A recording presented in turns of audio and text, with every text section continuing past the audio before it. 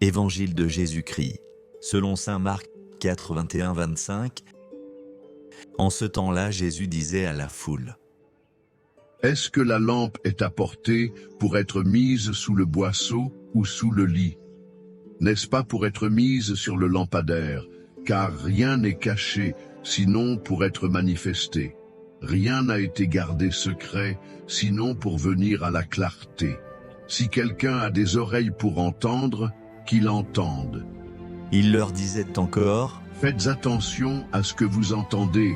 La mesure que vous utilisez sera utilisée aussi pour vous, et il vous sera donné encore plus. Car celui qui a, on lui donnera.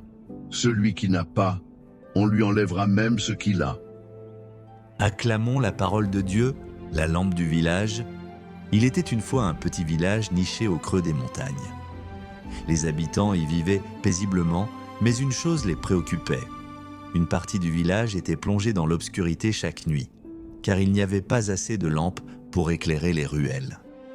Les villageois trébuchaient souvent, et certains craignaient de sortir la nuit.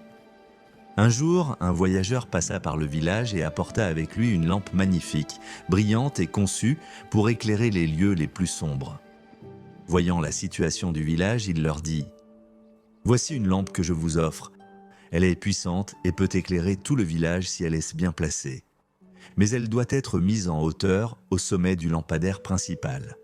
Ainsi, sa lumière pourra se répandre pour guider chacun. » Les villageois furent ravis, mais certains ne comprenaient pas l'importance de sa recommandation.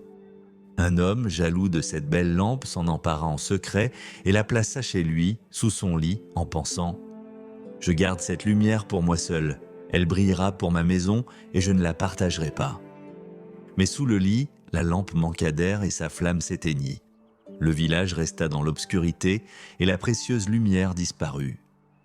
Lorsqu'on découvrit ce qui s'était passé, une femme du village dit: « Pourquoi avoir caché cette lampe qui pouvait servir à tous ? Elle n'a pas été faite pour rester dans l'ombre. Elle devait illuminer nos vies et non être enfermée. » Le voyageur, qui était encore là, leur expliqua alors: « Une lumière ne doit jamais être gardée pour soi seule. Elle est faite pour briller, pour être partagée et pour guider. Ce que vous recevez, vous devez l'utiliser pleinement et le transmettre aux autres, car c'est ainsi qu'elle grandit. » La signification pour nous aujourd'hui, dans cette parabole, la lampe représente les dons, la foi ou la vérité que Dieu nous donne. Nous sommes appelés à ne pas garder ces richesses spirituelles pour nous seuls, mais à les partager avec le monde. En vivant selon l'amour, la justice et la vérité, nous devenons comme cette lampe sur le lampadaire, éclairant les autres par nos paroles et nos actions. De plus, Jésus nous invite à faire attention à nos choix et à notre manière de vivre. La mesure que vous utilisez sera utilisée aussi pour vous, signifie que notre générosité, notre bienveillance ou notre égoïsme auront des conséquences.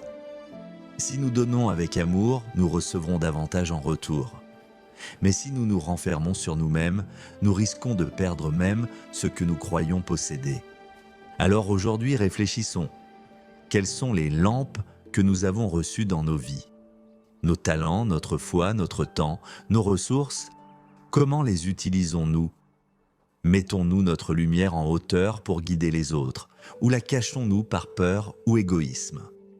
Jésus nous appelle à briller, car c'est ainsi que nous ferons grandir la lumière dans le monde.